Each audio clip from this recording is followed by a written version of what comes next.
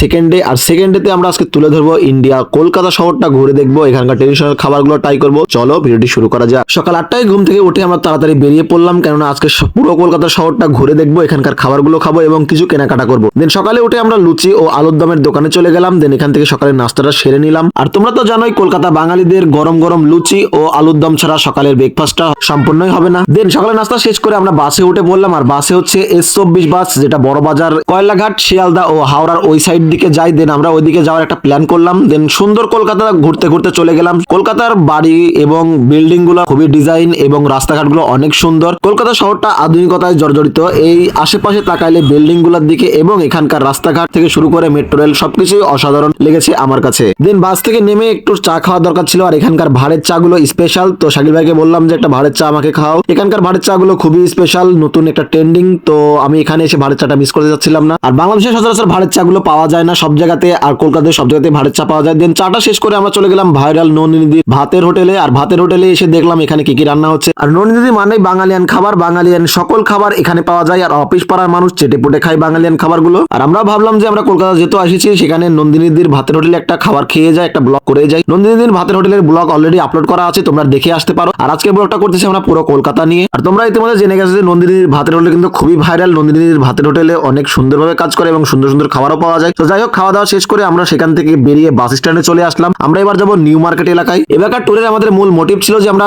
কলকাতার অলিতে গলিতে ঘুরবো, সেখানকার ট্রেডিশনাল জায়গাগুলো দেখবো, খাবো দাবো এবং ঘুরবো। তো আমরা সেটাই করতে চলেছি এখনো। সো গাইজ, আমরা এই মুহূর্তে আছি কলকাতার নিউ মার্কেটে। আর নিউ মার্কেটে এসে যে ভিড় দেখতেছি, আর এখানে নাকি এমন কোনো জিনিস নেই যে পাওয়া যায় না। সো আমরা সেটাই খোঁজার জন্য ট্রাই করতেছি, কি কি জিনিস এখানে পাওয়া যায় সেগুলো তুলে ধরবো তোমাদের এই ভিডিওর মাধ্যমে। তোমরা দেখতে থাকো। তো তোমরা যারা এখনো ইমরুল খান 69 পেজটাকে ফলো দাওনি, এখনো সাবস্ক্রাইব করোনি ইমরুল খান 69 ইউটিউব চ্যানেল, তো তারা দ্রুত যে সাবস্ক্রাইব ও ফলো দিয়ে আসো। নিউ মার্কেটের মধ্যে ঢুকতেই উপরে একটা দেখা গেলো স্পাইডারম্যান এমন ভাবে তাকিয়ে আছে আমার দিকে, মনে হয় স্পাই ক্যামেরা লাগিয়ে রেখেছে। দেন একটু সামনে যেতেই আমার চোখে পড়লো অনেকগুলো ডল দেখে তো আমার মাথা নষ্ট হয়ে যাচ্ছে, কোনটা ছেড়ে কোনটা নিব। এই ঘূর্ণি পাকে আর ডল নিলাম না। দেন আবার সামনের দিকে হাঁটা দিলাম। আর নিউ মার্কেটের দুই ধার দিয়ে যতগুলো দোকান রয়েছে, এত দোকান থেকে মাথা ঘুরে যাচ্ছে। সব রকম জিনিস এখানে পাওয়া যায়। এত জিনিস বা এত দোকানগুলো দেখে আমার মনে মনে ভাবতেছিলাম, ভাই কেউ কখনো ভুলেও আপনার বউকে নিয়ে এরকম জায়গায় ঘুরতে আসবেন না, তাইলে আপনাকে পাগল বানাই দিবে, সাথে আপনার পকেটের টাকাগুলো ফাঁকা করে দিবে। কেননা যেদিকে তাকাচ্ছি শুধু লেডিস এন্ড লেডিসের জিনিসপত্র, পুরুষের জিনিসপত্র নাই বললেই চলে। তো আপনার ওয়াইফকে নিয়ে আসলে আপনার পকেট ফাঁকা হবে,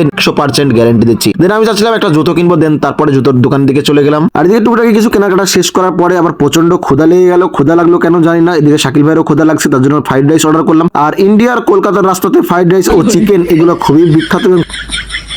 আর খিদের জ্বালায় না বুঝে শাকিল ভাই গরম ফ্রাইড রাইস মুখে দিতে শাকিল ভাইয়ের অবস্থা। আর এদিকে শাকিল ভাই চিকেন ফ্রাইড রাইস দেখে সব লোভ সামলাতে না পেরে খেতে শুরু করে দিল। তাই আমি একটু ভাবলাম চমলক্ষ বানিয়ে দিই। চমলক্ষ। দেন শাকিল ভাইকে চমলক্ষ বানানোর পর খাওয়া দাওয়া শেষ করে আমরা একটা ফোনের শপিং কমপ্লেক্সে ঢুকে পড়লাম। এখান থেকে একটা ফোন নিবো ভাবতেছি, ইন্ডিয়ান ফোন নাকি অনেক ভালো হয়। দেন শপিং মলে ঢুকে আমরা একটা দোকানে ঢুকে বললাম। দেন এখানে বললাম যে ভাই কিছু ফোন দেখান আমাদেরকে, এই বাজেটের মধ্যে একটা বাজেটের মধ্যে আমরা কিছু ফোন দেখছিলাম। দেন ফোনটা দেখার পরে আমরা সেখান থেকে বেরিয়ে আসলাম। আর আজকের মতো আমাদের ডে এখানেই শেষ, আমরা এখন বাসায় ব্যাক করবো। দেন নেক্সট ডে কি কি করতেছি সবগুলো নিয়ে ভিডিও আসতেছে। তো সবাই ভিডিও শেয়ার দিয়ে, লাইক দিয়ে, কমেন্ট করে সাথে থাকবে আশা করতেছি। ধন্যবাদ।